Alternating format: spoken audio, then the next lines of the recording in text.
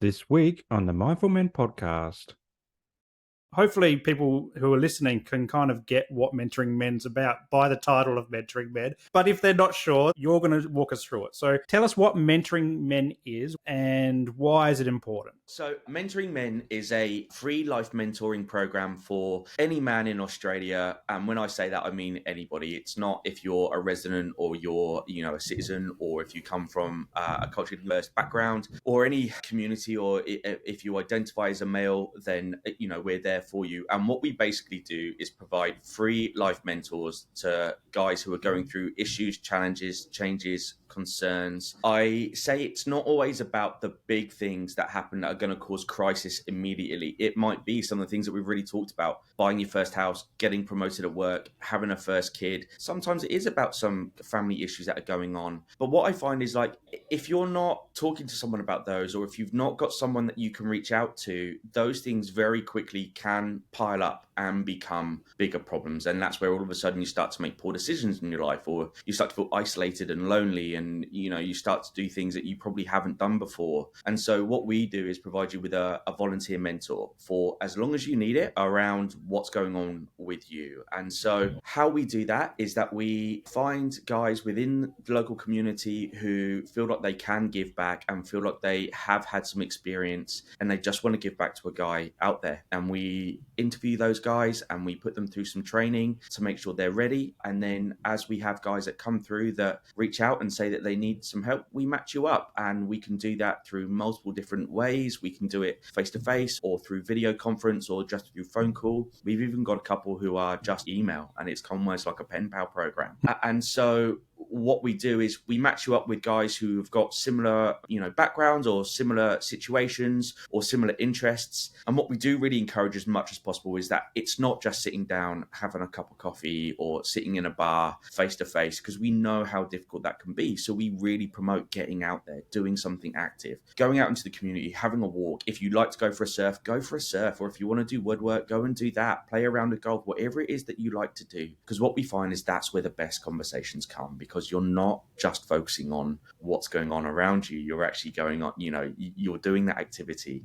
And I like to call it accidental talking, because through that then comes that kind of conversation. It's kind of like, I don't know if you've ever sat in the car with someone and, they're trying to have a big conversation with you. And because they're focusing on the road, they're not facing you. And sometimes it's a lot easier to have that conversation. So that's kind of the approach that we take. So we're not there as therapists. We're not there to tell you what to do. What we're there to do is help you make decisions that are going to support you in your life. And they don't, again, always have to be mental health issues. Like, we're very goal driven and figuring out what it is and where you want to be. Because again, what we find is when we use language like emotion sharing, vulnerability, they're words that don't always resonate with men. So it's about kind of finding what works for you, what that looks like for you, and giving you that support. So one of the things that we focus on within Mentoring Men is the fact that it's about finding what you want to do, finding the goals. What do you want to achieve in life? And that's how we get to where we want to be. Because again, providing that mindset, providing that opportunity to use language that men resonate with really gives us a better insight into what's going on.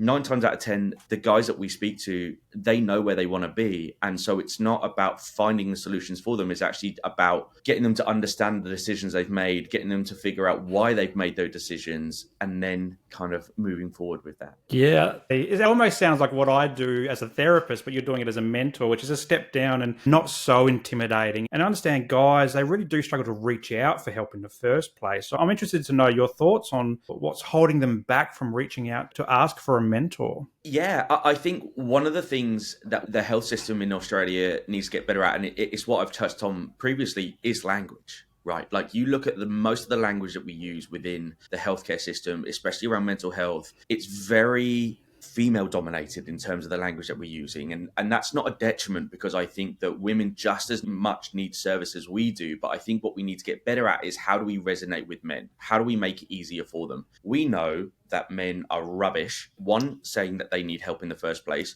2, filling out forms. 3, following up which is another big issue, and wait times. Like, if a guy says they want help now, they need help now. Don't make them wait 3 months, 6 months for a referral to come through. That's not going to work. So we need to find ways of bridging those gaps, bridging those barriers. And that's where mentoring men does come into play, because we have mentors that are ready to go straight away. Right. At the quickest time, within 24 hours, we can have a guy ready for you. Even if it's not face-to-face straight away and we need to find someone for you, we have someone on the end of the line that can help. So for me, I think that we need to get better of bridging those gaps. And I definitely see mentoring men. We're not there to replace therapy at all, but I see us as a complementary service. I think if it can be seen as a bridge to that, so you use us as this kind of stepping stone to finding that help, or it even might be that you have got a therapist and you're talking through that and they give you tools and solutions. And that's where mentoring men can come into play as well, because we do have men who have supported others going through therapy, and they've said, okay, well, what does the therapy say at the moment? What are the things they want you to practice?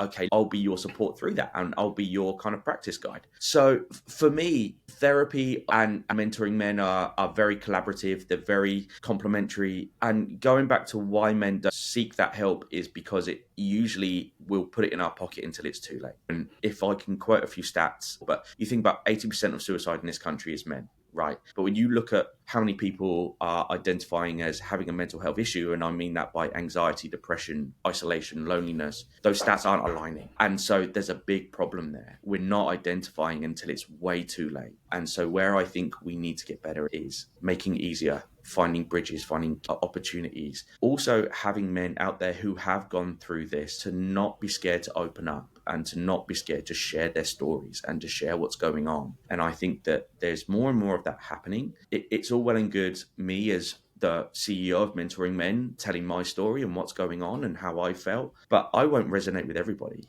And I'm not going to resonate with Joe Bloggs down the road, who is a construction worker who sees me kind of sat here with my English pommy accent. But I know there are guys in those work sites. I know there are guys that have gone through that. And so how do we get those guys to open up? And so for me, that's what we need to be doing is looking for more positive role models in different industries and different environments. Yeah, I love it. And some of that comes from hearing about some good news stories. Have you got one that comes to mind of a standout story that you've got for mentoring men? Yeah, absolutely. So there's this guy who came to us, and I won't use names, obviously for confidentiality reasons, but there's this guy that came to us about 12 months ago who was really struggling with his mental health. He was made homeless. He'd lost his job. He'd had a breakdown in his family relationship, and he just walked in from the streets, basically. And we share our office with another service called Community Northern Beaches, who support people within low socioeconomic backgrounds within the Northern Beaches. And he was talking to their reception, and he came in and they said, look, we've got this service that works alongside us. Would you be willing to have a chat to them? And he was very hesitant at first, kind of didn't really want to, sit down and talk about his problems. So I just sat down with him. We had a cup of coffee, just chatted about his life and just chatted about what's going on. Didn't talk about mental health, didn't talk about what we can provide. And then we started talking about, well, what is it that you want? What is it that you want out of life? And he shared his experience and he shared what he wanted. He wanted to be back within a safe setting. He wanted to have a job, but he shared that he'd struggled with depression and with ADHD. And so I was like, okay. I was like, well, what if I can just find you a guy like me who wants to chat? And he was like, if you can, I'm willing to give it a crack. 12 months later, the guy's now got a job. He's got a home.